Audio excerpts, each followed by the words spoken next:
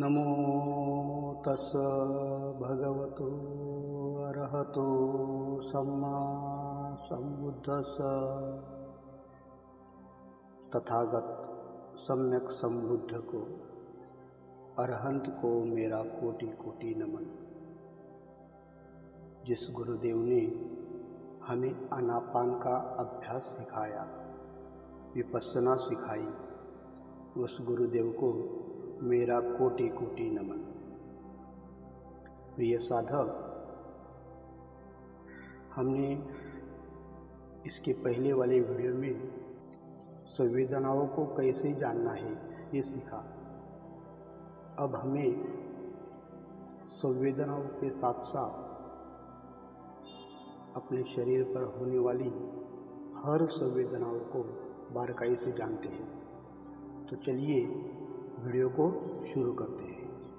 हर साधक या हर व्यक्ति जब कभी भी ध्यान करने बैठता है तब उसके मन में प्रतिक्षण ज्ञान जागे, प्रतिक्षण प्रज्ञा जागे, प्रतिक्षण बोधि जागे, विद्या जागे, प्रतिक्षण होश जागे, बेहोशी दूर हो, अज्ञान दूर हो, अविद्या दूर हो, प्रतिक्षण होश जागे। जब जब साधक ध्यान करने बैठता है तब उसे सिर से पांव तक और पांव से सिर तक यात्रा करते हुए जहाँ जहाँ जिस किसी प्रकार की संवेदना महसूस हो रही हो उसे तटस्थ भाव से जानना सीखे। चाहे सारे शरीर में सूक्ष्म सूक्ष्म सुखद तरंगों की धारा प्रवाह की अनुभूति हो रही हो, चाहे ऐसी अनुभूति कहीं कहीं हो रही हो और कहीं कहीं स्थूल घनीभूत दुखद संवेदनाओं की अनुभूति हो रही हो, अथवा सारे शरीर में ही स्थूल स्थूल घनीभूत दुखद संवेदनाओं की अनुभूति हो रही हो, ना कभी किसी एक को अच्छा मानना, ना दूसरी को बुरा मानना। सारी अनुभूतियों का एक ही तो स्वभाव है, एक ही प्रकृति है, उदय होना, व्यय हो जाना, उत्पाद होना, नष्ट होना। यही इनका धर्म है, यही इनका स्वभाव है, यही इनकी प्रकृति है।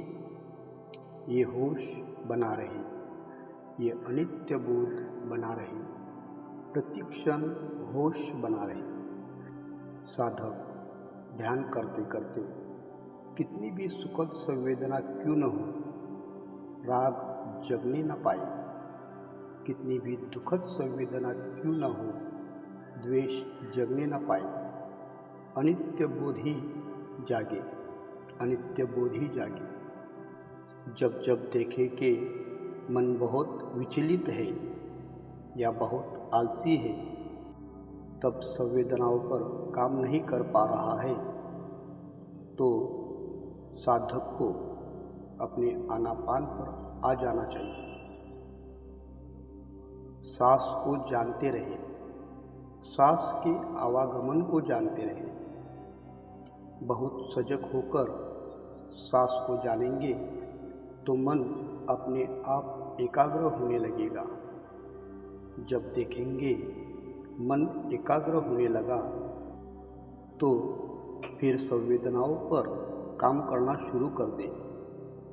आवश्यक समझे तो सिर से पांव तक, पांव से सिर तक यात्रा करते हुए सांस को भी जानते रहे और स्थान स्थान पर होने वाली संवेदनाओं को भी जानते रहे।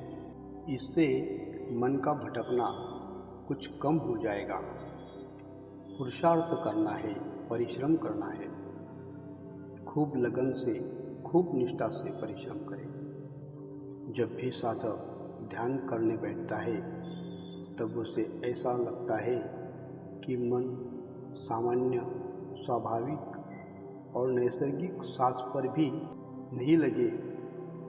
उसे चाहिए सांस को जरा सा तेज कर ले।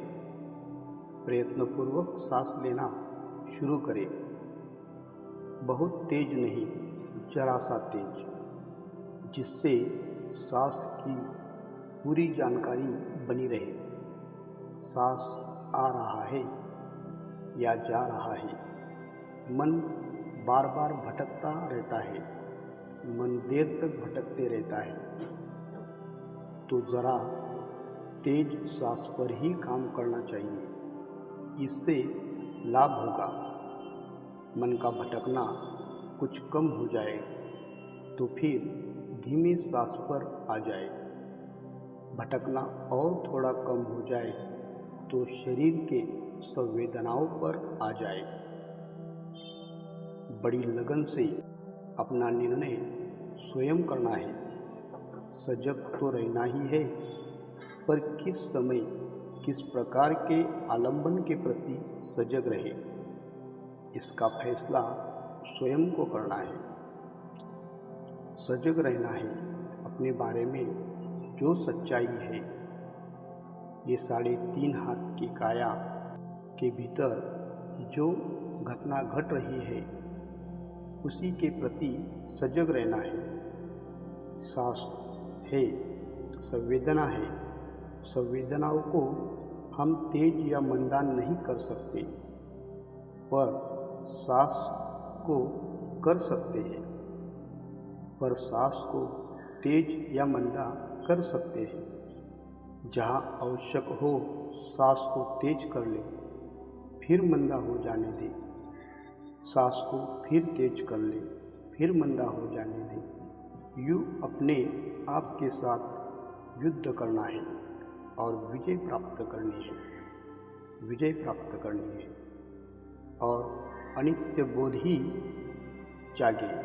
अनित्य ही तो है, अनित्य ही तो है। सारा शरीर प्रपंच, सारा चित्त प्रपंच अनित्य ही तो है, अनित्य ही तो है, अनित्य ही तो है, अनित्य ही तो है। इस ध्यान साधना का रोज थोड़ा थोड़ा समय निकालकर इसका निरंतर अभ्यास करते रहे। सुबह शाम अभ्यास करने से इसका आपको लाभ जरूर मिलेगा। इस ध्यान साधना का अभ्यास करते रहे और इससे जो लाभ मिले उससे अपना मंगल साध ले। खुश रहे, सुखी रहे।